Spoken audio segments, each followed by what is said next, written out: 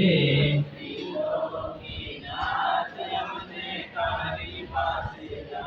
હે ત્રિલોકીનાથ મને તારી પાસે રાખ હે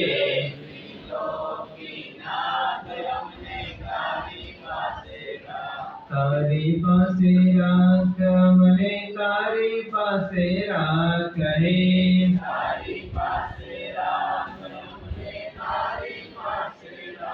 હે તારી પાસે રાખ મને તારી પાસે રાખ હે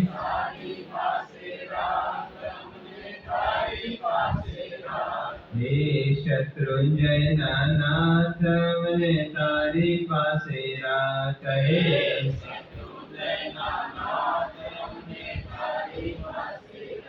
હે ગિરનાર નાથ મને તારી પાસે રાખ હે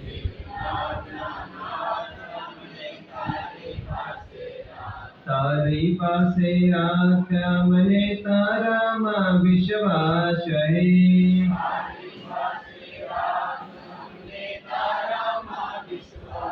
હે તારી પાસે રાખ મને તારામાં વિશ્વાસ હે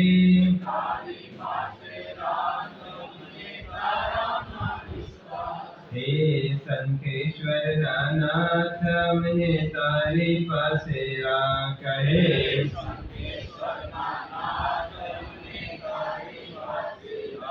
હે જીરાવલા નાથ મને તારી પાસે રાખ હે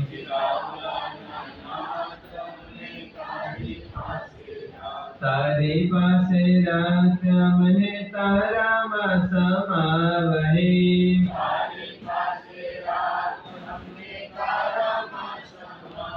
હે તારી પાસે રાખ મને તારામાં સમાવ હે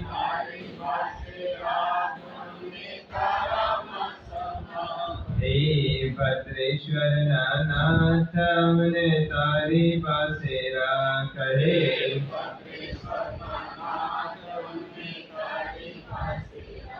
હે મોલુન નાથ મને તારી પાસે રાખ હે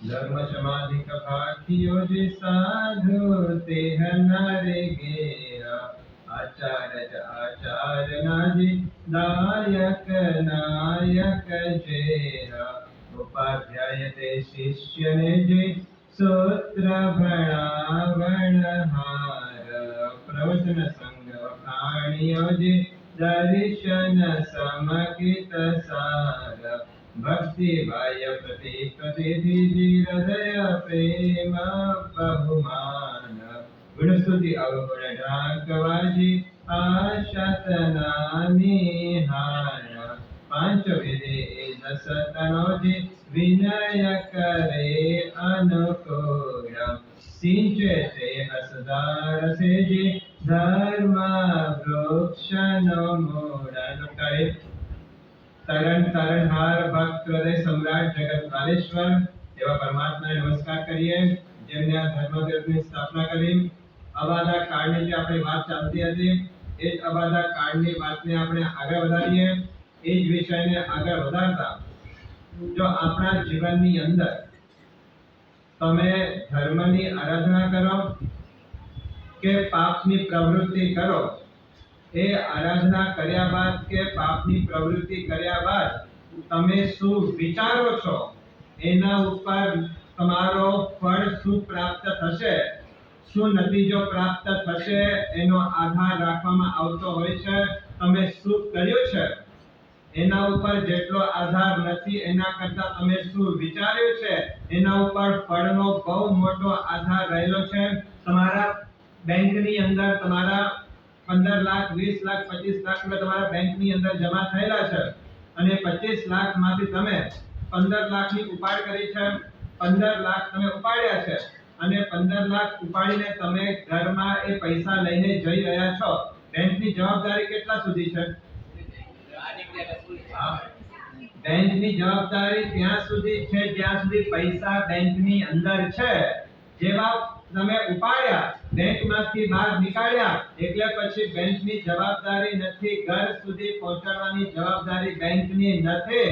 ઘર સુધી પહોંચાડવાની જવાબદારી તમારા પોતાની રહેલી છે. આપણે ધર્મની આરાધના કરીએ છીએ કે પાપની પ્રવૃત્તિ કરીએ છીએ એ ગૌણ છે, પણ એ કર્યા બાદ આપણી મેન્ટાલિટી શું છે, આપણી વિચારધારા શું છે, એના ઉપર નક્કી થાય છે કે કેવો નતીજો આપણા જીવનની અંદર ઉદયમાં આવશે.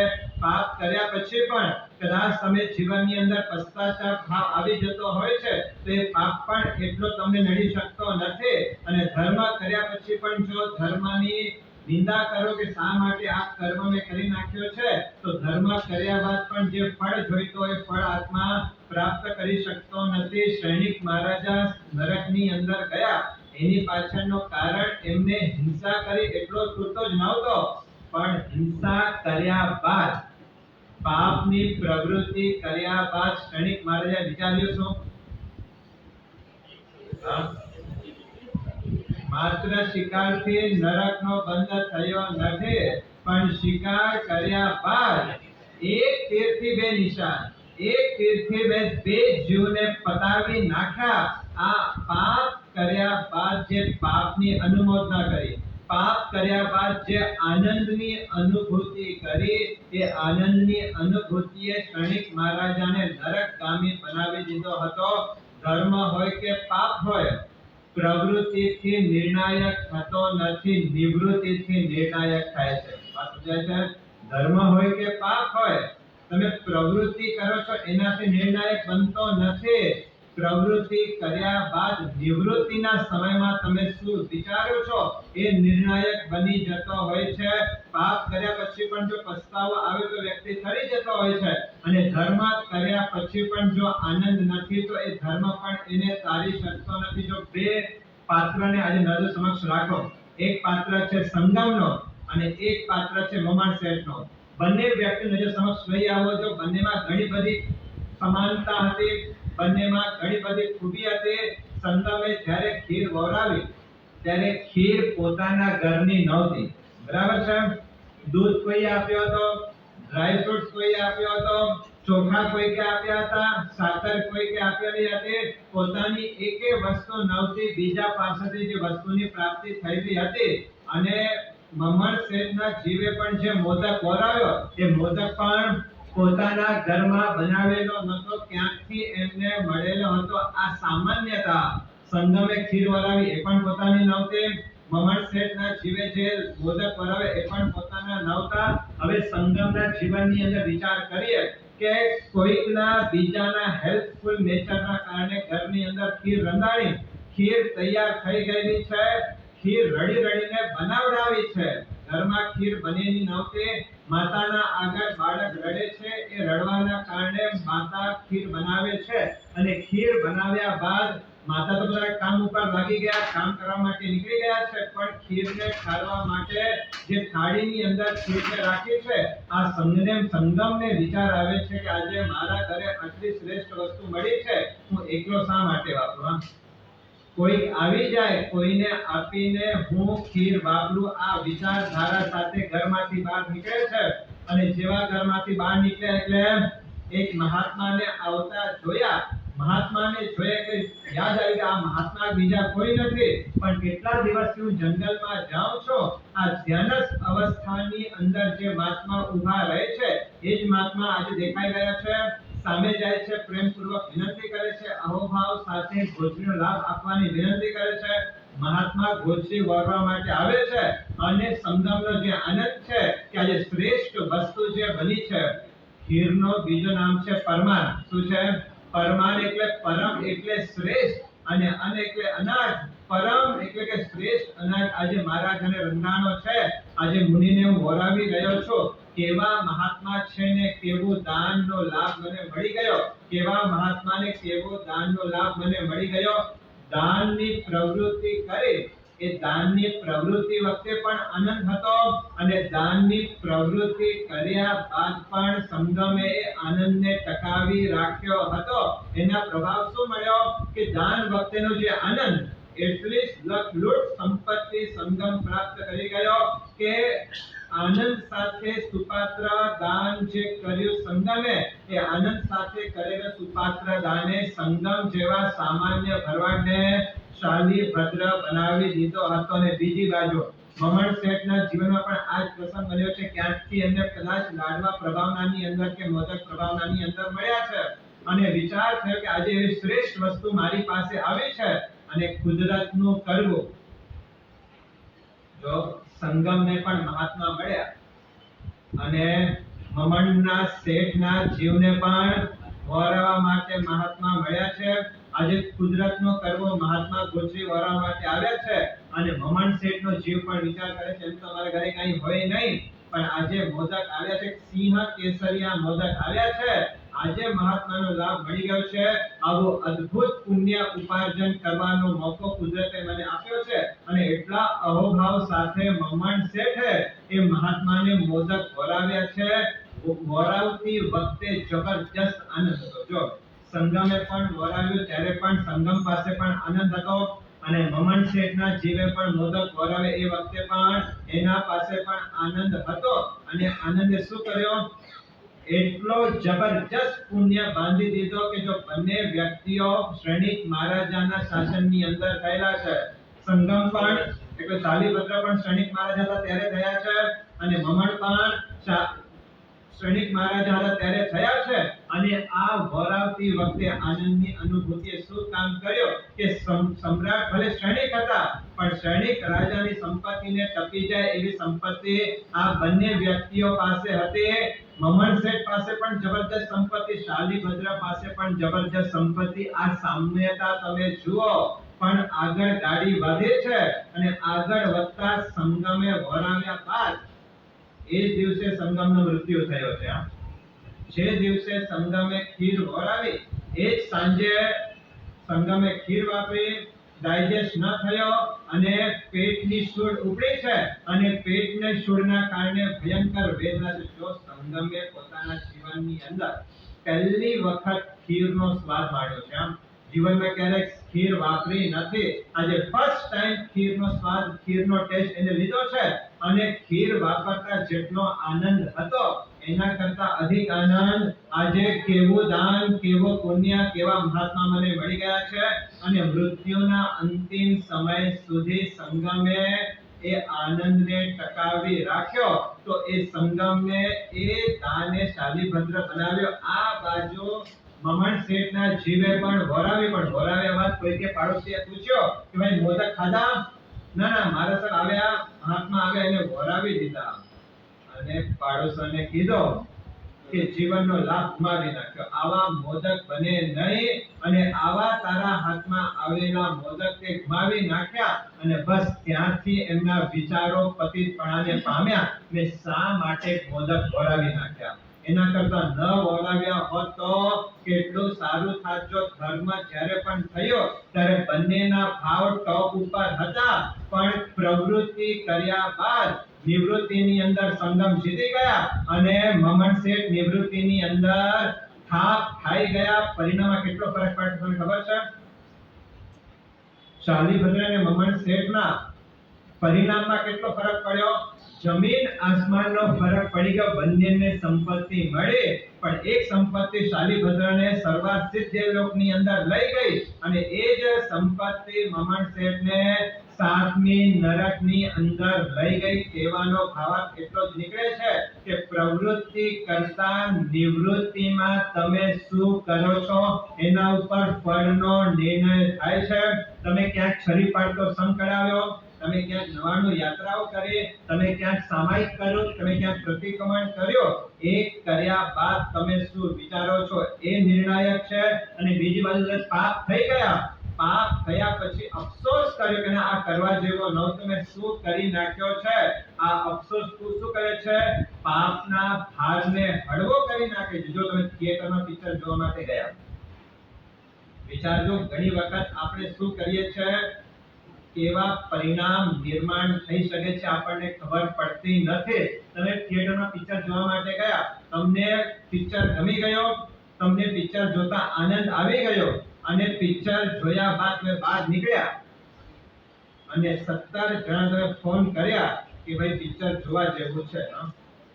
આ પિક્ચર નહીં જુઓ તો મજા નહીં આવે, એક વખત પણ આ પિક્ચર જોવા જેવું છે. બરાબર સમજો. જ્યારે પિક્ચર જોતા હતા એ વખતે કર્મ બંધ થયા, બરાબર છે, વાત સાચી છે, પણ એ વખતે એટલા કર્મ મજબૂત નહોતા બનાયા, પણ પિક્ચર જોયા બાદ તમે જે આનંદની અનુભૂતિ કરી અને આનંદની અનુભૂતિ કર્યા બાદ જે તમે 17 જણાને ફોન કરીને પાપના ઉત્તેજિત કર્યા, એ પાપ એટલો મજબૂત બની ગયો, એ પાપ એટલો મલ્ટીપ્લાય થઈ ગયો કે જ્યારે એના ઉદય આવશે ત્યારે ભયંકર પરિણામ તમારે ભોગવવા પડશે આ પાપના પ્રવૃત્તિ. અને બીજી બાજુ તમે ક્યાંક નવાણું યાત્રા જોવા માટે ગયા, ક્યાંક તીર્થયાત્રામાં ગયા, અથવા તો ક્યાંક ચાતુર્માસ થતા હોય ત્યાં તમે ગયા, ક્યાંક છરી પાડતો સંઘ નીકળતો ત્યાં તમે ગયા અને એ દ્રશ્ય જોઈને તમને થયું કે આવી આરાધના અહીંયા થઈ રહી છે, શું ભક્તિનો માહોલ છે, શું દાતા પરિવાર ગુરુ ભગવંતોની વૈયાવટ કરી રહ્યો છે, શું એક એક આત્માઓની એને ચિંતા કરી છે, આ તમે અનુભવ્યો છે. અને તમે બહાર નીકળીને ફોન કરો 17 જણાને કે ભાઈ અહીંયા આવીને એક વખત આ છરી પાડતો સંત જોવા જેવો છે, આ નવાણું યાત્રા જોવા જેવી છે, તો શું થશે? એક તો તમે ધર્મમાં તમે અનુમોદના કરી પણ બીજા આત્માઓને પણ અનુમોદના કરવાનો પ્લેટફોર્મ ઊભો કરી નાખ્યો. એ પુણ્યનો મલ્ટીપ્લિકેશન થઈ ગયો. આ બાજુ પાપ કર્યા, પાપ તમે કર્યા છે, બીજાને પાપ કરવા માટે ઉત્તેજિત કર્યા છે, તો પાપનો મલ્ટીપ્લિકેશન થઈ ગયો. પુણ્ય કર્યો છે, બીજાને પુણ્યમાં જોડ્યા છે, પુણ્યનો મલ્ટીપ્લિકેશન થઈ ગયો છે. શું કરવું છે? જાતને પૂછી લેજો, જાતને વિચારી લેજો કે ક્યાંક પાપ થતા હોય એને મારે ઉત્તેજિત કરવા છે કે ક્યાંક સુકૃતના કાર્યો થતા હોય એને મારે ઉત્તેજિત કરવા છે. તમને ખબર છે ને, એક મહાત્મા ગામની અંદર કેવળ જ્ઞાની મહાત્મા છે, ચરમ શરીરી છે, એ મહાત્મા ગામની અંદર પધાર્યા છે અને ગામની અંદર પધાર્યા અને રાજાને કોઈ ગેરસમજ થઈ ગઈ, રાજાને કોઈ શંકા ઊભી થઈ ગઈ અને એ રાજાએ પોતાના માણસો દ્વારા એ મુનિની હત્યા કરાવી નાખી. ઘણી વખત શંકા, ઘણી વખત મિસઅન્ડરસ્ટેન્ડિંગ ભર્યા ભર્યા જીવનને, ભર્યા ભર્યા સંસારને બાળી નાખવાનું કામ કરતો હોય છે. અને સમ્યક દર્શનની અંદર પણ સમ્યક દર્શનને દૂષિત કરવાનો પહેલો દોષ કયો છે? શંકા બતાડી છે. જ્યાં શંકા છે, જ્યાં મિસઅન્ડરસ્ટેન્ડિંગ છે, ત્યાં બહુ મોટી ગડબડ થવાની શક્યતાઓ રહેલી છે.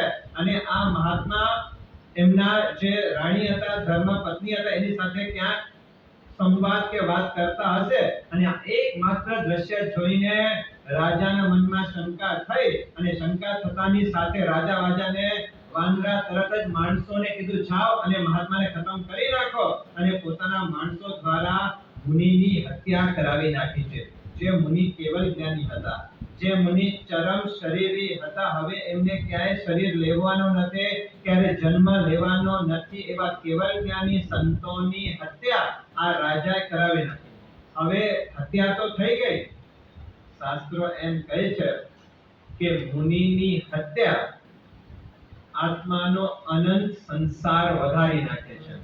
એક મુનિની હત્યા થાય, અનંત સંસાર એ આત્માનો વધી જાય. પણ જ્યાં સાચી હકીકત ખબર પડી રાજાને કે આ જે મુનિ મહાત્મા બીજા કોઈ નહીં પણ મારા ધર્મપત્નીના સગા ભાઈ હતા, ને જ્યાં ખબર પડી તો એટલો પસ્તાવો રાજાને થાય છે. ગદગદ સ્વરે રોબંતો રાજા મુનિ કલેવરને ખમાવે કે જ્યારે મુનિની જ્યાં ડેડ બોડી પડેલી છે, મુનિની જ્યાં લાશ પડેલી છે, ત્યાં થયું કે મેં મારા જીવનની અંદર આટલો મોટો પાપ કર્યો કે મુનિ હત્યા, ઋષિ ઘાતનો પાપ મારા હાથે થઈ ગયો છે. અને કલેવરને આગળ પોતાના મસ્તકને પછાડે છે, પાપનો પ્રાયશ્ચિત કરે છે.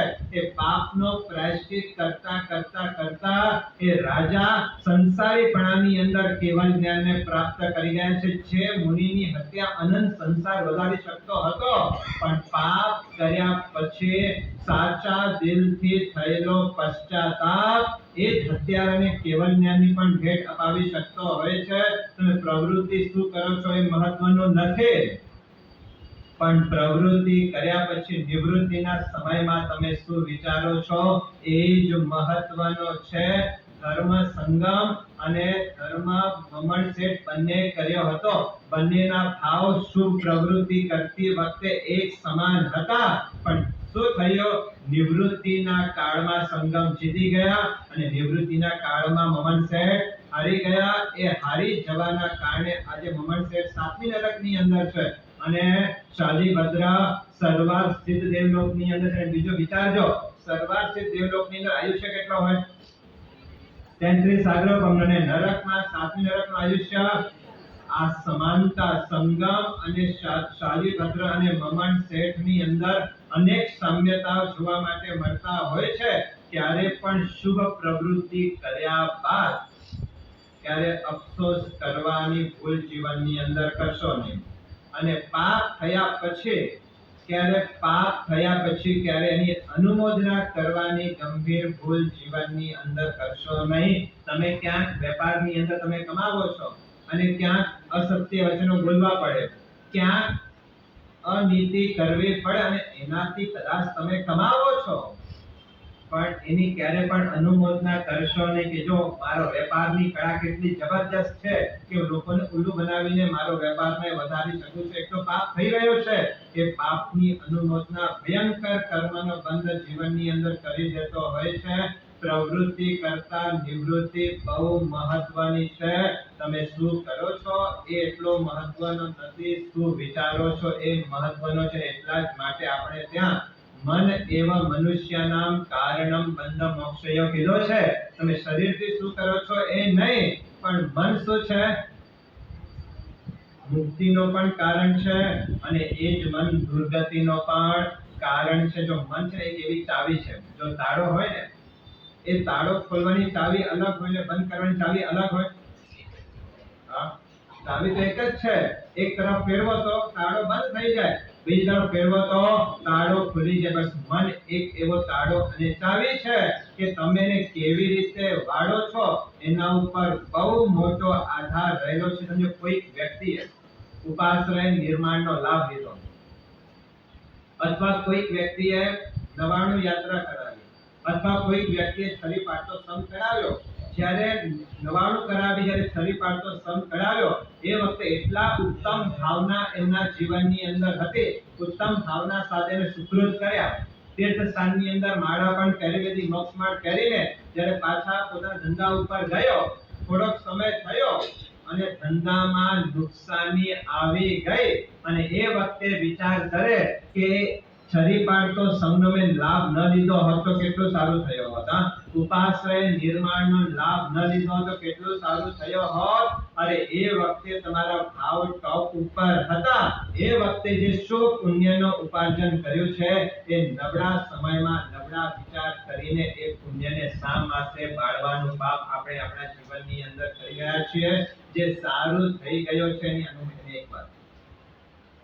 કદાચ તમારા જીવનની અંદર કોઈ પાપ થઈ ગયા, પાપ થવાના કારણે કર્મબંધ થયા, પણ પાપ થયા પછી તમે જેટલી વાર એની પ્રશંસા કરશો, જેટલી વાર તમે રાજી થશો, એટલી વાર એવા અશુભ કર્મનો બંધ તમારા આત્માને થતો. તમે પાપ એક જ વખત કર્યો છે, પણ જેટલી વાર તમે રાજી થશો એટલી વાર એવા અશુભ કર્મનો બંધ તમે કરતા જશો. બીજી વાત, તમે એક વખત સુકૃત કર્યું છે સુકૃત એક વખત, પણ જેટલી વાર તમે સુકૃતની અનુમોદના કરતા જશો એટલી વાર એટલો જ શુભ પુણ્યનો બંધ તમારા આત્માને થતો જશે. આ જૈન પરંપરાનો, જૈન શાસનનો આ સિદ્ધાંત છે કે અનુમોદના તમે જેની કરશો એ મલ્ટીપ્લાય થતો જશે. પાપની અનુમોદના કરશો તો અશુભ કર્મ મલ્ટીપ્લાય થતા જશે, ધર્મની અનુમોદના કરશો તો પુણ્યનો મલ્ટીપ્લાય થતો જશે. શું કરવું છે પોતાની જાતને પૂછી લેવાનો છે. તમે નથી કરી શકતા સારા કૃત્ય, પણ જે કરી રહ્યો છે એની અનુમોદના તો ચોક્કસ તમે કરી શકો એમ છો. પાપ કર્યા પછી જે રડે, પાપ કર્યા પછી જે રડે એના કર્મ પ્રદેશોદયથી ઉદયમાં આવે, જે તમને કર્મ કોઈ અસર ન કરે, અને જે આત્મા કર્મ હસતા હસતા કરે એનો પુણ્ય વિપાકોદયથી આવ્યા વિના રહે નહીં, જે તમને ન્યાલ કરી દીધા વિના. વાત સમજાય છે? પાપ કદાચ કર્યા પછી રડશો તો પાપ કરતી વખતે જે અશુભ કર્મનો બંધ થયો હશે, પણ પશ્ચાતાપ કરવાના કારણે એ પાપનો ફળ એટલો હળવો થઈ ગયો હશે કે ઉદયમાં આવશે તો તમને કોઈ અસર નહીં કરે. અને પુણ્ય જ્યારે હસતા હસતા કર્યા હશે, ધર્મ જ્યારે હસતો હસતો કર્યો હશે, ત્યારે પુણ્ય એટલો વિપાકોદયથી આવશે કે તમને ન્યાલ કરી દેશે. આ પરંપરા, આ જૈન પરંપરાના સિદ્ધાંતો છે. તમે જે કરો છો, કર્યા પછી શું વિચારો છો, એ મહત્વનો જ્યારે બની જતો હોય છે. જો નાનો પણ ધર્મ જો અનુમોદના કરશો તો મોટો ધર્મ બની જશે, અને મોટો પણ પાપ જો પશ્ચાતાપ કરશો તો એ નાનો થઈ જશે. કેટલો અદ્ભુત આ દિન શાસન આપણને મળેલો છે. પરમાત્માના એક એક વચનો, પરમાત્માના એક એક સિદ્ધાંતો આપણા આત્માના ઉદ્ધારને કરવા માટે સમર્થ છે. તમે કેળા પણ ખાધા હશે અને આંબા પણ ખાધા હશે, બંનેમાં તમને ફરક શું લાગે છે? નહીં, મીઠાશ નહીં.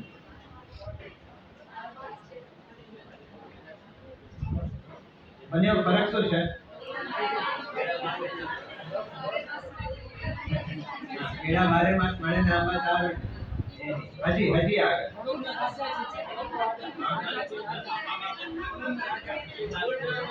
જો કેળા હોય ને, તમે કેળા ખાઈ લો, તમે કેળાને આરોગ્ય લીધા છે, પછી વાર્તા પૂરી થઈ ગઈ. આમ કેળાનું કઈ બચતું નથી.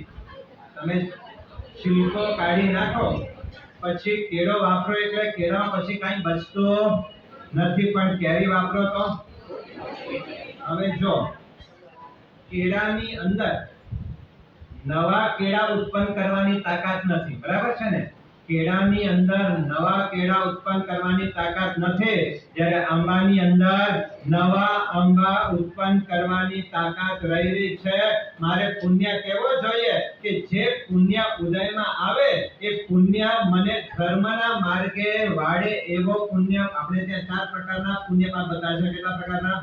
પુણ્યાનુબંધી પુણ્ય, પુણ્યાનુબંધી પાપ, પાપાનુબંધી પુણ્ય અને પાપાનુબંધી પાપ. આ 4 ચતુર્ભંગી બતાડી છે. પુણ્યાનુબંધી પુણ્ય એટલે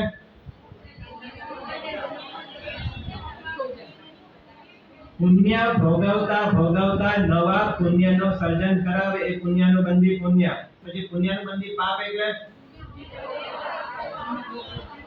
પુણ્ય હોય પણ એ પુણ્યનો ભોગવટો કરતા પાપનો બંધન કરાવે, પુણ્યાનુબંધી પાપ. પાપાનુબંધી પુણ્ય એટલે પાપનો અનુભવ કરતા કરતા પુણ્ય ઉપાર્જન કરાવે છે. અને પાપાનુબંધી પાપ એટલે પાપના ઉદયમાં નવો પાપનો સર્જન કરાવે, પાપાનુબંધી પાપ. તમે શું કરો છો એ બંધ થશે, તમે શું વિચારો છો એ અનુબંધ થશે. શું કરવું છે? પુણ્યની સાથે સદબુદ્ધિ મળવી એ પુણ્યાનુબંધી પુણ્ય કહેવાય છે. અને પુણ્યની સાથે દુર્બુદ્ધિ મળવી એ પુણ્યાનુબંધી પાપ કહેવાય છે. સાચું તમે શું ઈચ્છો છો કે પુણ્ય મને એવું મળે કે જે પુણ્ય ભોગવતા નવો પુણ્યનો સર્જન થાય, એવું તમે ઈચ્છો છો? કે એવો પુણ્ય મને જોઈએ છે કે પુણ્ય વધે, સંપત્તિ વધે, એ સંપત્તિ મને અધર્મના માર્ગમાં લઈ જાય, એવું પુણ્ય શું ઈચ્છો છો? ને સાચું કહેજો. જે વખતે તમારી પાસે એટલી માત્રામાં સંપત્તિ નહોતી, એ વખતે તમે જે ધર્મ કરતા હતા, જે જૈના પાળતા હતા, જે તમે તમારા જીવનની અંદર આરાધના કરતા હતા, હવે સંપત્તિ વધ્યા બાદ એ આરાધનામાં વૃદ્ધિ થઈ છે, એ આસાધનામાં ઘટાડો થયો છે, આપણી ધર્મ પ્રવૃત્તિ વધી છે.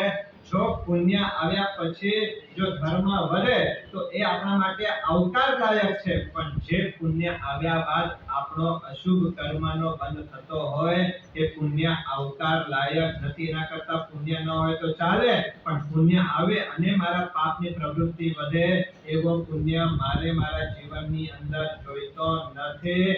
આ કર્મ સત્તાનો સિદ્ધાંત બહુ ગજબનો છે, બહુ વિચિત્ર છે, આપણા લોજિક થી બહારની વાત છે. આપણે શું કરીએ, શું પામીએ, આપણને ખબર પડી શકતી નથી. સમય મારે જાગૃત રહેવાનું છે. ધર્મ કર્યા પછી ક્યારે મારે ઉદાસીન થવું નથી, અને પાપ કર્યા પછી ક્યારે મારે અનુમોદના આનંદમાં આવવાનો નથી. આ નાના નાના જે વિચારો છે, આ નાના નાના જે પરમાત્માના વચનો છે, મોટો લાભ અને નુકસાન કરાવવાની તાકાત ધરાવે છે. જો ધર્મ કર્યા પછી આનંદિત થશો, જીવનનું કલ્યાણ. પાપ કર્યા પછી આનંદિત થશો, જીવન અવગતિ તરફ જવાની છે. અને જો સંગમ છે ને, જ્યારે એમને પેટનો શૂળ ઉપડ્યો છે અને માતા એના માથા ઉપર હાથ ફેરવે છે, પેટ ઉપર હાથ ફેરવે છે. પીડા ચોક્કસ સંગમને હતી, પણ એ પીડાની વચ્ચે પણ જ્યારથી ને સુપાત્ર દાન કર્યો અને જ્યાં સુધી મૃત્યુ આવ્યો ત્યાં સુધી એને આનંદને ટકાવી રાખ્યો હતો. પીડાની વચ્ચે પણ એને એમ વિચાર ન કર્યો કે મહાત્માને મેં આજે વરાવ્યા અને આજે જ મારા શરીરમાં આવી પીડા આવી. કોઈ આવા નબળા વિચારો નહીં. જે આનંદ સાથે વરાવ્યો હતો એ આનંદને ટકાવી રાખ્યો. તો ખબર શું પ્રાપ્ત થયું સંગમને? જો સંગમના ભાવમાં એને ખીરનો ત્યાગ કર્યો, બરાબર છે? સંગમના ભાવમાં એને ખીરનો ત્યાગ કર્યો. શાલીભદ્રના ભાવમાં એને 99 પેટીઓનો ત્યાગ કર્યો. સંયમ જીવન અંગીકાર કર્યો ત્યાં સંસારનો ત્યાગ કર્યો, અને સાધના જીવન અપનાવ્યું ત્યારે શરીરના મોહનો ત્યાગ કર્યો. એક વખત કરેલો દાન અને દાન પછી ટકાવેલો આનંદ કેટલી ઊંચી ત્યાગની ભૂમિકા ઉપર સંગમને લઈ ગયો હતો. આ જો ઘણી વખત છે ને, આપણે કેટલાક એવા વચનો બોલી નાખતા હોઈએ છે કે આપણને ખબર નથી કે એ વચનોનો શું પરિણામ આવશે. ઘણી વખત કોઈ છોકરો કછોરો થાય કે ઘણી વખત તમારા સંતાનો તમારાથી વિરુદ્ધ થાય, તમને કદાચ કોઈ નુકસાન પહોંચાડે તો ઘણી વખત શાવિકા શું કહે? એના કરતા પથ્થર પાક્યો હોત તો. આ ખબર નથી શું વચનો આપણે બોલી રહ્યા છીએ. તમે જે શબ્દો બોલો છો એ આવતીકાલે શબ્દો તમને પાછા નડવાના છે.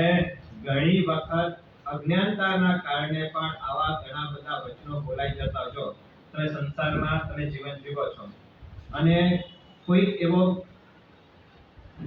નિરાધાર વ્યક્તિ, કોઈ એવો અનાથ વ્યક્તિ, કોઈ એવો દુઃખી વ્યક્તિને જોઈને તમને દયા આવી, તમને કરુણા જાગી અને એ વ્યક્તિને તમે મોટો કર્યો, એ વ્યક્તિને તમે સાચવ્યો, એ વ્યક્તિનો તમે વિકાસ કર્યો અને એ વ્યક્તિનો તમે રક્ષા કરી હોય, જેને તમે સાચવીને ઊંચે લાવ્યા હો, એ જ વ્યક્તિ તમારો અપોનેન્ટ બને ત્યારે વિચાર શું આવે? કે ખોટું કામ કર્યું એના કરતા એને સાચવ્યો ન હોત તો. હવે સમજજો બરાબર લોજિકને. જ્યારે તમે એને મોટો કર્યો, એને સાચવીને રક્ષા કરી, એ વખતે તમારો જે પુણ્ય બંધ થયો છે તો બરાબર પુણ્ય બંધ થઈ જ ગયો છે. પણ જ્યારે એ વ્યક્તિ તમારા અગેન્સ્ટમાં આવ્યો અને એ વખતે તમે વિચાર કરો કે એના કરતા એને ઊંચો ન લાવ્યો હોત તો શું કર્યું છે ખબર છે? જે ધર્મના માર્ગથી જે પુણ્ય ઉપાર્જન આપણે કર્યું છે એ નિંદા કરીને કે ક્યાંક અનુચિત વિચાર કરીને એ પુણ્યને બાળવાનું કામ આપણે કરી રહ્યા છીએ. જે સારું કર્યું થઈ ગયું છે, હવે આગળ કરવું કે ન કરવું તમારે વિચારવાનું છે. પણ એના કરતા સારું ન કર્યો હોત, આ વિચાર આપણા શુભ પુણ્યને ધક્કો પહોંચાડવાનું કામ કરે છે. જે સારું થઈ ગયું છે થઈ ગયું છે. હવે બીજી વખત ધ્યાન રાખજો, મેં તમને પહેલા પણ કીધું, તમે વેપારમાં તમને કોઈએ દગો આપ્યો, હવે દગો તો આપી દીધો છે. હવે નેક્સ્ટ ટાઈમ જ્યારે આવી કોઈ ઓફર આવે ત્યારે એ ઓફરને ન સ્વીકારો, પણ એના જો વિચાર બનાવવાના, આવા મેં દગો કર્યો છે, આમ કર્યું છે, તેમ આ વિચારશો તો નવા નવા અશુભ કર્મનો બંધ જીવનની અંદર થતો જશે. અને જો ઘણી વખત આપણે તપ કરીએ, ઘણી વખત સુકૃત કરીએ, ઘણી વખત સારા કામો કરીએ, પણ એના પછી આપણે મગજમાં કે ધર્મ કર્યો ને, છે ને, ઘણી વખત આ વિચાર આવી જતા હોય છે ને, ધર્મ કરે ક્યાં ને ધાડ. કોઈ ઘણી વખત આવા નબળા વિચારો આવી જતા હોય છે, પણ આ નબળા વિચારો આપણા આત્મા આત્માને ઘણા નુકસાન કરતા છે જે સુકૃત આપણા હાથે થયા. તમે કદાચ 28 કરી, તમે કદાચ 16 ભક્તો કર્યો અને એ તપની આરાધના કરતા કરતા ક્યાંક શરીર વીક થયું, ક્યાંક શરીર નબળું પડ્યું અને ક્યાંક બોટલ લગાડવાની તમને આવશ્યકતા પડી, તમને તકલીફ થઈ ગઈ, પણ એ તકલીફની વચ્ચે પણ તમે તમારી હિંમતને ટકાવે તમે જ્યારે તપ પૂરો કર્યો છે અને તપ પૂરો કર્યા બાદ તમે જ્યારે સ્વસ્થ થયા અને વિચારો કે 28 કરી 16 ભક્તો કરીને આટલો દુઃખી થયો એના કરતા ન કર્યો હોત તો સંસારમાં ઘણો ખેંચાયો છો ને, ક્યારે વિચાર આવે છે કે ન ખેંચાયો હોત તો. ધર્મમાં શા માટે આપણે આ વિચાર કરી રહ્યા વિચારો આ જીવનની અને જોઈ લીધી એક વાત, ક્યારે પણ આત્મા એકલા સાધનાના પ્રભાવથી મોક્ષમાં નહીં જઈ શકે. ક્યારે પણ વ્યક્તિએ માત્ર સાધનાના બલબૂતા ઉપર મોક્ષને પ્રાપ્ત કરી શકવાનો નથી. સાધનાની સાથે એની પાસે અનુમોદનાની તાકાત જોશે. તમે કરી કેટલું તપ કરશો? જો કાયમી તમે આંબિલ પણ કરો જન્મના પહેલા દિવસથી તો પણ કેટલા આંબિલ થાય? 100 વર્ષ થાય તો કેટલા થાય? 36,000. હા, લગભગ 36,000 થાય. પણ આ દુનિયામાં આંબિલ કેટલા થાય છે? અઢી દ્વીપની અંદર ક્યાંક મહાવિદ્ય ક્ષેત્ર પણ છે, કેટલાય તીર્થંકર પરમાત્માઓ છે, હજારો લાખો કરોડોની સંખ્યાની અંદર સાધુ સાધ્વીજી ભગવંતો છે, કેટલાય મહાત્મા આ તપ ધર્મની આરાધના કરતા હશે. આપણે કરશું, આપણી લિમિટ આવી જશે, પણ અનુમોદના કરશું એની કોઈ લિમિટ નથી. તપ કરવાની લિમિટ છે, અનુમોદના કરવાની કોઈ લિમિટ નથી. એકલા સાધના ઉપર વિશ્વાસ રાખશો તો મોક્ષ નહીં થાય. સાધનાની સાથે અનુમોદનાને જોડશો તો જ મોક્ષ થવાનો છે. સાધનામાં અમીર ભલે બન્યા છીએ, હવે અનુમોદનાના ક્ષેત્રમાં પણ મારે અમીર બનવાની જરૂર છે. જો મોક્ષમાં જવું હશે તો એક મહાત્મા વિહાર કરતા કરતા એક ગામની અંદર ગયા અને ગામની અંદર એક વૃદ્ધ શ્રાવિકા મહારાજ સાહેબને વંદન કર્યા અને વંદન કર્યા બાદ ઉપવાસના પછખાણ એમને માંગ્યા. હવે તિથિ કોઈ હતી નહીં અને એમાં ઉપવાસના પછખાણ માંગે એટલે પહેલો પ્રશ્ન શું આવે? આજે શું છે? આજે ઉપવાસના પછખાણ. ત્યારે એમને કીધું મારા સાહેબ વર્ષી તપ ચાલે છે. મારા સાહેબને ખબર નહીં કે આ શ્રાવિકાએ શું પરાક્રમ કરેલો છે. તો મારા સાહેબને થયું કે હવે અખાત્રી જાવ તો પારણું કરશો ને. એટલું જ એ શ્રાવિકા વૃદ્ધ શ્રાવિકાએ મારા સાહેબ પારણું કરીશ પણ વળી પાછો વર્ષી તપ ઉપાડીશ. 96 યર્સના એ બાદ કેટલા 96 વર્ષના એ વૃદ્ધ શ્રાવિકા અને 50મો વર્ષી તપ એમનો ચાલતો હતો. 96 યર્સના એજના પણ વર્ષી તપ ચાલે અને મારા વાસક્ષેપ આપો. તો મારા શેનો વાસક્ષેપ આપો? બસ એવા આશીર્વાદ આપો કે શરીરના અંત સમય સુધી, છેલ્લા શ્વાસ સુધી મારા જીવનમાં વર્ષી તપની આરાધના ચાલતી હોય એવા આશીર્વાદ જીવનની અંદર આપી દો. 96 વર્ષની ઉંમરના પણ 50મો વર્ષી તપ. આવા યુગની અંદર જ્યાં કેટલાય અભક્ષ્ય ભક્ષણના સાધનો વધી ગયા છે, ત્યાં લોકો કેટલાય રાત્રિ ભોજન કંદમૂળ ભક્ષણ કરતા હોય, એની વચ્ચે એક આત્મા 96 વર્ષની ઉંમરમાં પણ 50મા વર્ષી તપની આરાધના કરતા હોય. આ ભવરત્નાની વસુંધરાની આ પૃથ્વી રત્નોથી ભરેલી છે. જ્યાં સુકૃતના કાર્ય આપણા નજરની અંદર આવે ત્યાં દિલથી એની અનુમોદના કરતા થશો. અને મોક્ષમાં આપણો મોક્ષ એટલા માટે નથી થયો કે આપણે સુકૃત નથી કર્યા એમ નથી. સુકૃત ઘણું કર્યું છે પણ સુકૃતની અનુમોદના કરી શક્યા નથી, માટે મોક્ષ થયો નથી. માથા ઉપર 10 અબજનો દેવું હોય અને રોજની 10,000ની ઇન્કમ હોય, એ દેવું ક્યારે પૂરું થશે? આત્મા ઉપર કેટલાય ભવોના કર્મોના થરના થર બાજેલા છે. એકલા સાધનાથી આપણે કર્મના થરને ઉકાવી શકવાના નથી. એ કર્મને હણવા માટે અનુમોદનાની તાકાત જીવનની અંદર જોશે. એક નિયમ જીવનમાં બનાવી રાખજો. જ્યાં ઘણી વખત રસ વગર પણ આપણે ધર્મ કરી દેતા હોઈએ છીએ, ઘણી વખત શર્મીમાં, ઘણી વખત કોઈના કહેવાથી ધર્મ કરી લેતા હોઈએ છીએ. ભાવ નહોતા, પણ ધર્મ થઈ ગયો ને, એ ધર્મ થયા પછી નિંદા નહીં કરતા, ક્યાંક ખેંચાઈ ગયો. નથી ઈચ્છા છતાં થઈ ગયો. ભગવાનનો પાર માનો કે ઈચ્છા વગર પણ પરમાત્માએ મારા હાથે સુકૃત કરાવી લીધા. અને બીજી બાજુ ક્યાંક પાપ થઈ જાય, એ પાપ કર્યા પછી ક્યારે રાજી થવાની ભૂલ જીવનની અંદર કરશો નહીં. આ વચનો આપણા આત્માને ઘણો ફાયદો કરાવી શકે એમ છે. અને એક અનુમોદના સંપ્રતિ મહારાજાને સંપ્રતિ મહારાજા બનાવવાની તાકાત એક અનુમોદના ધર્મની અંદર અહીંયા એ પણ દરેક વ્યક્તિના દત્તાઓની અંદર જેને ખાવાના ઠેકાણા નહોતા પડતા, 3 દિવસથી જેને કોઈએ ભીખ પણ નહોતી આપી, કોઈએ પાણીનો એક ગ્લાસ પણ જેને પાયો નથી, એવા ગરીબ અવસ્થાની અંદર જીવન જીવનારો વ્યક્તિ પણ એક અનુમોદના કે મહાત્મા વોરાવા માટે જાય છે અને અહીંયા અમને ભોજન નથી મળતું અને ત્યાં મહાત્માને નાના પાડે છતાં પણ એમને ભાવથી શ્રાવકો વરાવી રહ્યા છે. એટલે એ ભિક્ષુકને થયો કે મારા પાસે ભોજન વધી ગયું હશે તો થોડોક મને આપી દો તો મારું કામ થઈ જાય. એટલે સાધુ મહાત્માએ કીધું મને થોડું ભોજન આપો. ચાલ ઉપાસનામાં ચાલ, જો મોટા મહારાજ કહે છે તો આપી દઈશ. અને મોટા મહારાજે જોયું કે આનામાં યોગ્યતા રહેલી છે. જો મારે એટલું જ કીધું, જો આ પાત્રાનો જે ગોચરી છે જે સાધુ બને એને જ મળે. જો તને ભોજન જોઈતું તો સાધુ બનવું પડશે. ભોજન મળશે? હા મળશે. અને સાધુ જીવન સ્વીકાર્યું છે માત્ર ભોજન માટે. જેને સાધુ પણ સ્વીકાર્યો અને રાત્રે જ વધારે પડતો જેમ સંગમે ખીર વાપરી ડાયજેસ્ટ ન થયો અને પેટની શૂલ ઉપડી, તેમ આ ભિક્ષુકને પણ જે સાધુ બની ગયા છે એમને પણ એવા કોઈ મજબૂત ખોરાક મળતા નહોતો. આજે વધારે પડતો ગોચરી વપરાઈ ગઈ અને રાત્રે પેટનો શૂળ ઉપડ્યો.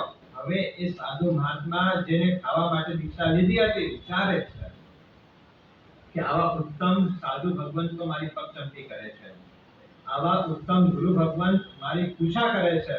અને આ બધા શ્રાવકો જે સવારના મને હળધૂત કરતા હતા એ જ શ્રાવકો અત્યારે મારી મૈયાવત પગચંપી કરી રહ્યા છે. આ સાધુ ધર્મ કેટલો મહાન છે, આ ગુરુ ભગવંત કેટલા મહાન છે. આ અનુમોદનાનો ધર્મ એટલો જબરજસ્ત પુણ્ય ઉદયમાં લાવી દીધો કે 1.25 કરોડ જીન પ્રતિમા અને 1.25 લાખ જીનાલયો નિર્માણ કરવાનો અદ્ભુત સૌભાગ્ય આ સંપ્રતિ મહારાજાને આપી દીધો હતો. બસ આપણા જીવનની આ નાના નાના દ્રષ્ટાંતો ઉપરથી જો કંઈ બોધપાઠ આપણને લેતા આવડે તો ઘણો આત્માને ફાયદો થઈ શકે એમ છે. અનુમોદનાની એટલી તાકાત છે. જ્યાં સુકૃત છો ત્યાં અનુમોદના કરો. અને એટલા જ માટે સમ્યક દંસળના 67 બોલની અંદર ત્રીજો પ્રકાર બતાડ્યો છે 10 તત્વોનો વિનય કરવો. હા, ગઈ 2 દિવસ પહેલા આપણે 5 તત્વો જોયા. પહેલો તત્વ, બીજો, ત્રીજો ચૈત્ય, ચોથો સૂત્ર અને પાંચમો ધર્મ. આ 5 પ્રકારના તત્વો આપણે નિહાળ્યા. છઠ્ઠા પ્રકારનો તત્વ છે સાધુનો વિનય કરવો. મોક્ષ માર્ગની આરાધના કરે એને સાધુ કહેવાય. જે પંચ મહાવ્રતધારી છે, 6 જીવની કાયના રક્ષક છે, અષ્ટ પ્રવચન માતાના જે પાલક છે, અધ્યાત્મ રંગથી જે રંગેલા છે, પરભાવથી વિમુખ છે અને સ્વભાવ દશામાં જે સ્થિર છે એવા સાધુ ભગવંતનો વિનય કરવો. એ છઠ્ઠા પ્રકારનો તત્વ બતાવ્યો.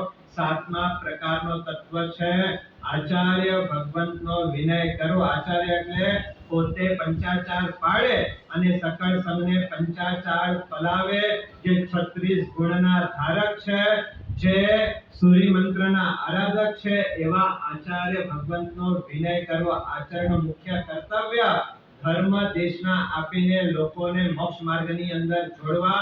અને આચાર્ય ભગવંતો મુખ્યત્વે સૂત્રના અર્થની દેશના આપે. શું આપે? સૂત્રના અર્થની દેશના આપે એને આચાર્ય કહેવાય. એ આચાર્યનો વિનય કરવો.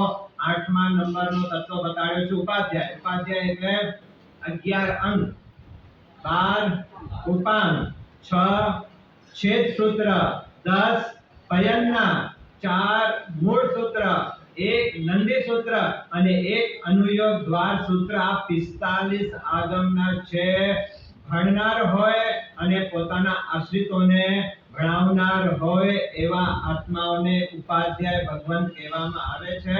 ઉપાધ્યાય ભગવંતનો મુખ્ય કર્તવ્ય સૂત્રનું દાન કરવાનો હોય છે. તો આવા ઉપાધ્યાય ભગવંતનો વિનય કરવો એ 8મા પ્રકારનો તત્વ બતાવ્યો. 9મા પ્રકારનું તત્વ છે પ્રવચન. પ્રવચન એટલે પ્રવચન કોને કહેવાય? અહીંયા બે અર્થો આપ્યા છે પ્રવચનનો. એક અર્થ થાય પરમાત્માની વાણી, એ પ્રવચન છે, અને બીજો પ્રવચનનો અર્થ આપ્યો છે જે ચતુર્વિધ સંઘ છે, એ ચતુર્વિધ સંઘને પણ પ્રવચન કહેવામાં આવે છે. એ ચતુર્વિધ સંઘનો વિનય કરવો એ 9મા પ્રકારનો તત્વ બતાવ્યો. 10મા પ્રકારનો તત્વ છે દર્શન. પરમાત્મા ઉપર અને પરમાત્માના વચનો ઉપર અત્યંત પ્રીતિ કરવી એનું નામ છે દર્શન. તો આ 10 પ્રકારના જે તત્વો આત્માને બતાડ્યા છે એ 10 તત્વોનો વિનય કરવો એનું નામ છે સમ્યક 67 બોલની અંદર વિનય દ્વાર એને કહેવામાં આવ્યો છે. અને વિનય પણ 5 પ્રકારે છે. કેટલા પ્રકારે? પહેલો પ્રકારનો વિનય ભક્તિ, બીજા નંબરનો પ્રકાર છે બહુમાન, ત્રીજા નંબરનો પ્રકાર બતાવ્યો છે ગુણની સ્તુતિ, ચોથા નંબરનો પ્રકાર બતાવ્યો છે અવગુણને ઢાંકવા, અને 5મા નંબરનો પ્રકાર છે આશાતનાનો ત્યાગ. આ 5 પ્રકારે વિનય કરવાની પ્રેરણા યશોવિજય મહારાજ આપણે પહેલો, સેકન્ડ, ત્રીજો, ચોથો અવગુણ ઢાંકવા, અને 5મો આશાતનાનો ત્યાગ. ભક્તિ કોને કહેવાય? ભક્તિ એટલે શું?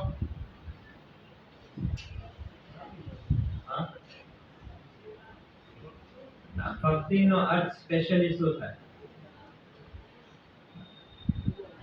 ભક્તિનો અર્થ થાય આદરયુક્ત વ્યવહાર, એને ભક્તિ કહેવાય છે. આદરયુક્ત વ્યવહાર એનું નામ છે ભક્તિ. જે બાહ્યથી થાય, બાહ્યથી સેવા કરો, બાહ્યથી ગુરુ ભગવંતોને નિર્દોષ આહાર, કોચરી, પાણી વગેરે વરાવો, એમને પાત્ર, વસ્ત્ર વગેરે ઉપકરણો આપવા, આ બાહ્ય ભક્તિ કહેવાય. આ પહેલો વિનયનો પ્રકાર છે બાહ્ય ભક્તિ. બાહ્ય પ્રતિપત્તિથી જે બાહ્ય એટલે આદરયુક્ત વ્યવહાર કરવો એનું નામ છે ભક્તિ. બહુમાન એટલે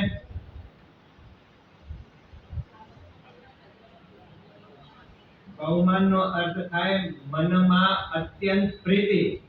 મનમાં અત્યંત પ્રીતિ એનું નામ છે બહુમાન. ભક્તિ બાહ્યથી થાય, કોઈ વસ્તુથી થાય, જ્યારે બહુમાન મનથી થાય. આ બંને વચ્ચેનો ડિફરન્સ છે. ભક્તિ બાહ્ય વસ્તુથી થશે અને બહુમાન આંતરિક રીતે થશે. પહેલો પ્રકાર વિનયનો ભક્તિ, બીજો પ્રકાર બહુમાન, ત્રીજો પ્રકાર બતાવ્યો છે ગુણની સ્તવના. જે ગુણવાન વ્યક્તિઓ છે, આ 10 તત્વો બતાવ્યા છે, એ તત્વોના ગુણોને ગાવા, ગુણોની સ્તુતિઓ કરવી, એ ત્રીજા પ્રકારનો વિનય બતાડવામાં આવેલો છે. ચોથો પ્રકાર બતાવ્યો છે અવગુણને ઢાંકવા. અવગુણને ઢાંકવા એટલે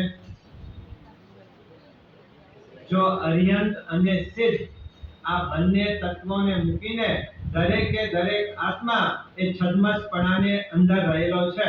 અને છદ્મસ છે એટલે કોઈક ને કોઈક દોષ તો એના જીવનની અંદર રહેવાના છે.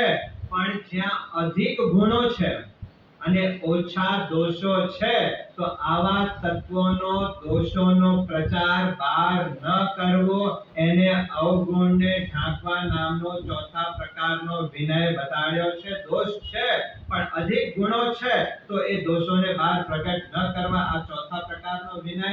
અને 5મા પ્રકારનો વિનય બતાડ્યો છે આશાતનાનો ત્યાગ કરવો. તીર્થંકરની કેટલી આશાતના?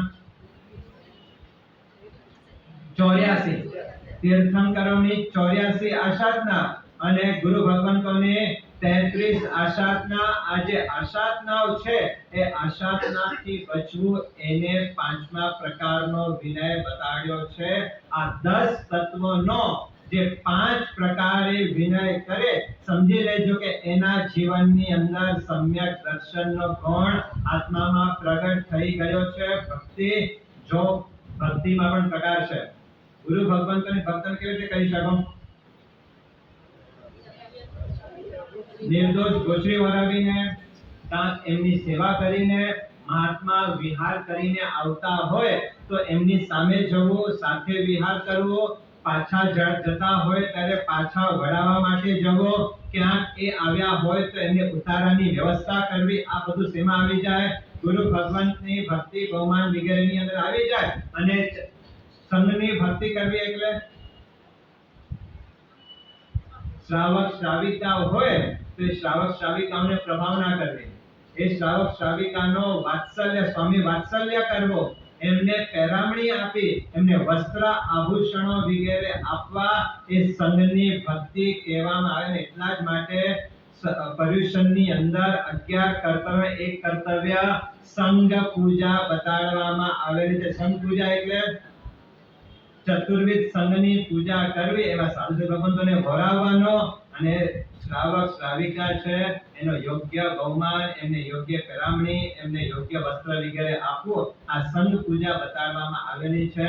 તો આ 10 તત્વોનો જે 5 પ્રકારથી વિનય કરે, જે ભક્તિ કરે, બહુમાન કરે, ગુણની સ્તુતિ ગાય, અવગુણને ઢાંકે અને આશાત્માનો ત્યાગ કરે, એના જીવનની અંદર સમ્યક દર્શન ગુણ પ્રગટ થઈ શકતો હોય છે. તો આપણે આપણા જીવનની અંદર શું કરવાનો છે? બહુમાન ભક્તિને ટકાવીને જેટલો જીવનની અંદર આપણા હસ્તક સેવા વૈયાવસ થઈ શકતી હોય એ સેવા વૈયાવસ કરીને મારે મારા આત્માને નિર્મલ કરવું છે. જો આ 10 તત્વોનો વિનય કરવાથી શું થાય? જો વિનયનો સૌથી મોટો પ્લસ પોઈન્ટ, વિનય તમારા અહંકારને ખતમ કરી નાખે. વિનયનો સૌથી મોટો પ્લસ પોઈન્ટ શું છે? મદને ખતમ કરી નાખે. અને આપણી તમામ આરાધનાઓને કલુષિત કરનાર કોઈ હોય તો આપણો અભિમાન છે. જ્યાં સુધી આપણે કહીએ ને કે જ્યાં સુધી અહમ છે ત્યાં સુધી અરહમ નજીક આવી શકતા નથી, અને જ્યાં અરહમ છે ત્યાં અહમ ટકી શકતો નથી. વિનયનો સૌથી મોટો કામ આપણા અહમને ઘસારો પહોંચાડે છે.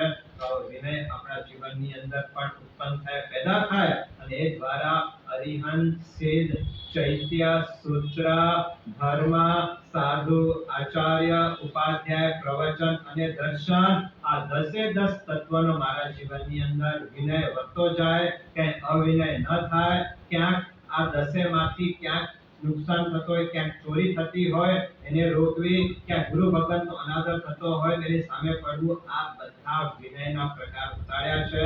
એ વિનય આપણા જીવનની અંદર આવે અને એ દ્વારા આપણે આપણા સમ્યક દર્શનને જળહળતો બનાવીએ, એવી મંગળ શુભ ભાવના સાથેમાં ત્રિભુવન તિલક, ભુવન તિલક નામના એક આત્મા છે, એમનો દ્રષ્ટાંત સમ્યક 67 ની અંદર એટલે કે સમ્યક સપ્તતિકાની અંદર આપ્યો છે. એની વાત આવતીકાલે કરશો. આ વિનય કરવાથી શું લાભ થાય અને સાધુ માટે અવિનય કરવાથી શું નુકસાન થાય, એ બધી વાતો ભુવન તિલક નામના એ આત્માની અંદર ઘટે છે. એની વાતો આપણે આવતીકાલે કરશું. પછાણ અને આવતીકાલે શ્રાવણ સુધી પંચમીનો દિવસ, નેમિનાથ પરમાત્માનો જન્મ કલ્યાણકનો પવિત્ર દિવસ. આ અવસર્પિણી કાળના 22મા તીર્થંકર અને જેનો ગિરનાર તીર્થની અંદર જેમનો દીક્ષા કલ્યાણક, જેમનો કેવલ જ્ઞાન કલ્યાણક અને જેમનો નિર્વાણ કલ્યાણક રહેલો છે, એવા નેમિ નિરંજન એવા 22મા તીર્થંકર નેમિનાથ પરમાત્માનો આવતીકાલે જન્મ કલ્યાણક, છઠના દિવસે નેમિનાથ પરમાત્માનો દીક્ષા કલ્યાણક, અને એ દિવસે આચાર્ય ભગવાન વિશ્વામિત્રજી આચાર્ય ભગવાન ગુણોદય સાગર સુરેશ્વરજી મહારાજ સાહેબની છઠ્ઠી પુણ્ય તિથિનો અવસર આવી રહ્યો છે. ત્યારે ખાસ આત્માઓને આ નેમિનાથ પરમાત્મા, ગિરનાર તીર્થ અને આચાર્ય ભગવાન ગુણોદય સાગર સુરેશ્વરજી મહારાજ સાહેબ આ બધા શુભ નિમિત્તને પામીને જો અનુકૂળતા હોય તો આવતીકાલે અઠમ તપનો આવતીકાલથી પ્રારંભ કરવાનો છે. જેની શક્તિ હોય એ અઠમ તપની અંદર આગળ વધે. આવતીકાલે કંઈક આપણે ગિરનાર તીર્થનો મહિમા, નેમિનાથ પરમાત્મા શું છે એના ઉપર જરા કંઈક આપણે પ્રકાશ પાડીશું. આ તીર્થની ભક્તિ જેમ 10 પ્રકારનો વિનય બતાડ્યો, ચૈત્ય, એ ચૈત્ય પણ શું છે? એક તો પ્રતિમા, અને ચૈત્ય એટલે તીર્થો બતાડવામાં આવેલા છે. આવા તીર્થોનો વિનય, આવા તીર્થોની ભક્તિ આત્માને ચોક્કસ લાભ બનતા છે. તો આવા તીર્થને પામીને જે આવતી 24 ના 24 तीर्थंकर परमात्मा ज्या मोक्ष पद ने प्राप्त करवाना છે એવો અદ્ભુત તીર્થ એટલે ગિરનાર મહાતીર્થ એનો પણ કંઈ ઇતિહાસ આપણે જોઈશું અને એ તીર્થોને મહિમા સાંભળતા સાંભળતા આપણા જીવનની અંદર તીર્થ પ્રત્યે ભક્તિમાં વૃદ્ધિ થાય અને તીર્થની ભક્તિ વધે એ મંગળ ભાવના સાથે આવતીકાલે ગિરનાર તીર્થનો વિચાર કરીશું. આવતીકાલથી માસદરની પણ શરૂઆત થાય છે. માસક શ્રવણ જે કરવાના હોય એના માટે આવતીકાલથી માસક શ્રવણની શરૂઆત થાય છે. તો જેના ભાવ આવા ઉત્તમ મૃત્યુંજય તપ કરવાનો હોય તો આવતીકાલથી શરૂઆત કરી શકે છે. પછી सूर्योगे नौकास्यं भवतिसात्मा सुविष्काय चौबियं केरवसवां केवसैमं अनर्थनावलं सहस्रागणं पच्छन् कालनिसं सावणं विवेका सुक्षय काशिया सुक्षय दिव्यं पियारवसवं लेवा लेवनिसं गुरुवमन पाडवलं पानसलेवा गौरससनसेवा देशावगास्य मुवा गुरुपरे पुष्करणतरवनं सरसवन सर्वसंगते गाणं भवति आजो रोज बाकी है.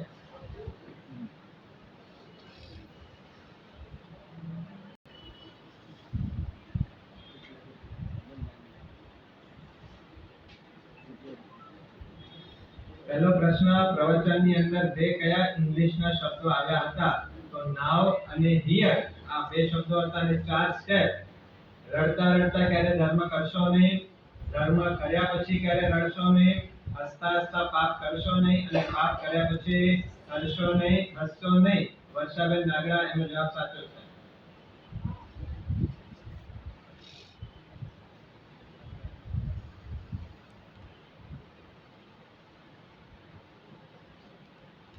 ગીતાબેન નાગરા એનો જવાબ પણ સાચો છે.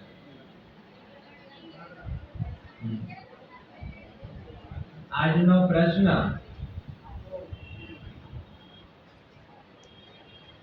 કેવું ધર્મ કરવાથી પુણ્ય વિપાકો દયથી આવે છે?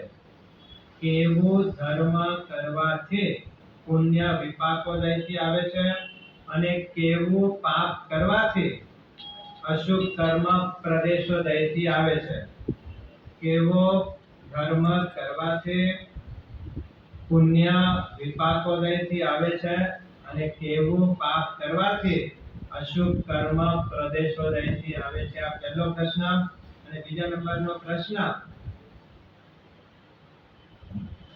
કે જે વર્ષી તપના આરાધક શ્રાવિકા હતા એમની ઉંમર શું હતી? જે વર્ષી તપના આરાધક શ્રાવિકા હતી એની ઉંમર